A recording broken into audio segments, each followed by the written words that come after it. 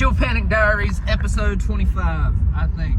It's April 17th, and I have 29,900 something subscribers. I'm like on the cusp of 30,000, so we could basically just say 30,000. I mean, it'll be there in a few days. But anyways, I recorded a video yesterday for the Chill Panic Diaries channel, and oh my god, I accidentally deleted it. And then I deleted the fucking, I deleted it from my recently deleted.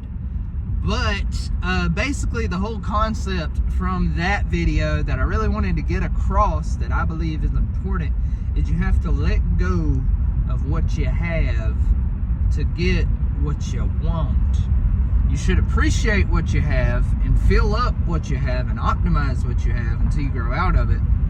But you have to, once you do grow out of it, you have to realize that you did grow out of it and let it go so that the new thing can come. What am I talking about? What the fuck am I talking? Why am I speaking about this? By the way, I'm not a fucking spiritual guru. I'm not a doctor. Take my advice with a damn grain of big ass salt. A big ass grain of salt, I mean, because I just, it's cold. But so this is just anecdotes from my own life, okay? So recently, or a few years ago, I was living in this apartment. It was a 1-bedroom apartment. It was a shitty apartment. I loved it though, because it was real nice. It was my first time having my own place with my daughter, and it was just very nice finally having my own place again.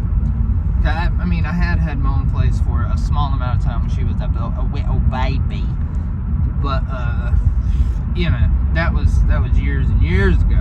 So I had finally got that, and I was like, fuck yeah, let's fucking go, bruh.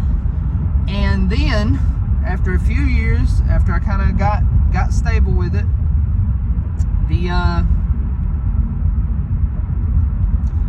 they increased the rent until like $1,000 a month. I was paying $600 at first, and then I was like, $1,000 for this shit? Fuck it, I'm ready to leave. So it turned out my friend was renting a place for $2,000 a month, and she wanted somebody to live. She did not want a tenant. I can't think today. She didn't want a tenant like that she didn't know. So it was like a win-win. I didn't have to get a credit check, and she got a tenant that she knew, because I've known her for like 10 years. So yeah, and I didn't think I was gonna be able to afford it at first. I hesitated even telling, when she told me she was trying to find somebody for her house, you know, I hesitated to tell her that I wanted it, because I was like, fuck, I don't know if I can do that. And but my gut instinct was like, hey bro, do it. You're gonna be paying $1,000 anyways for this shitty ass apartment. You might as well pay more for a good place, and it'll motivate you to make money. And I was like, alright, bet, Mr. Gut. And no, you know what? I ain't even gonna go into all that. The video I recorded yesterday was so much better. It was so much better yesterday, because I was on fire. I'm in more of a chill mood today. So whatever. Basically, what I'm saying is that I let go of that apartment. Didn't know how the fuck I was gonna afford $2,000 a month, and I fucking worked it out. And it was like, okay, if I squeeze every last bit of overtime I possibly can from my job and continue to do production work for clients, then I should be able to make this happen. Now, looky here, I'm making it happen. I'm still having trouble getting by with it though, with other things. So, but I've been there for 2 years. At first, I was paying that shit by myself. Now, roommate and my brother are both helping out on rent.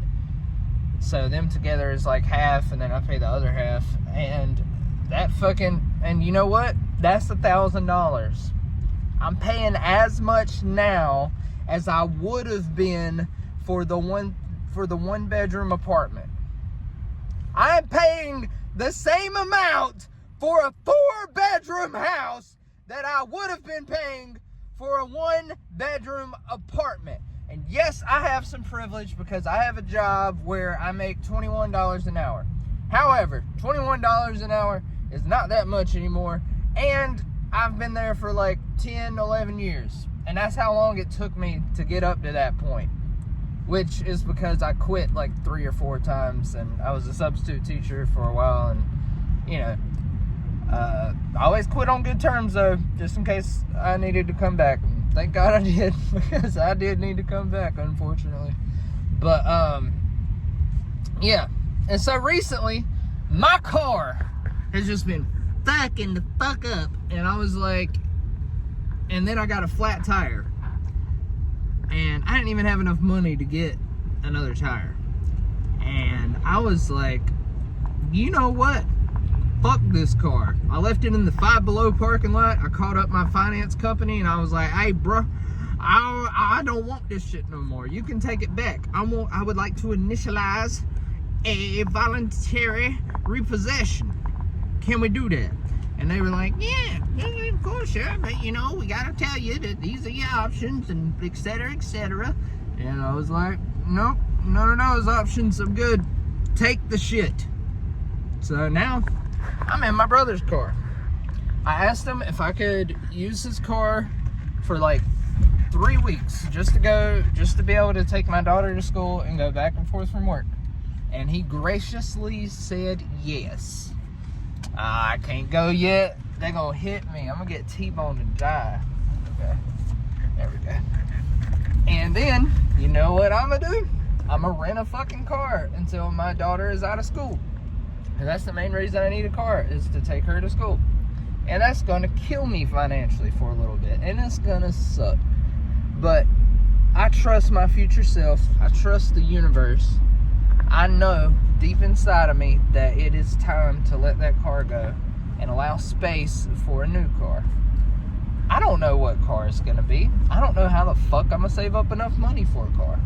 But also, like I said, I trust myself and I trust the universe. I'm gonna figure it out. An opportunity's gonna come up, and I know that as a fact. It's kind of like people who believe in God, who like truly believe, and they just like, you can tell their faith is like unwavering, and they're just like, yep, God's real. That's how I feel about this car situation. So yeah. Also, another thing, I'm letting go with the YouTube videos too. I'm just doing Riz battles and fucking posting them, and just trying to make that seem interesting with the title somehow, instead of jumping onto trending topics. I probably will have to jump onto some trending topics eventually, but right now I'm just fucking trying to build my Discord community up and build like a real community, instead of fucking doing all the shit I don't want to do. I'm doing the thing I'm actually passionate about, which is making music, and I'm doing it as content, so I'm knocking 2 out with 1 stone or whatever. Yeah. And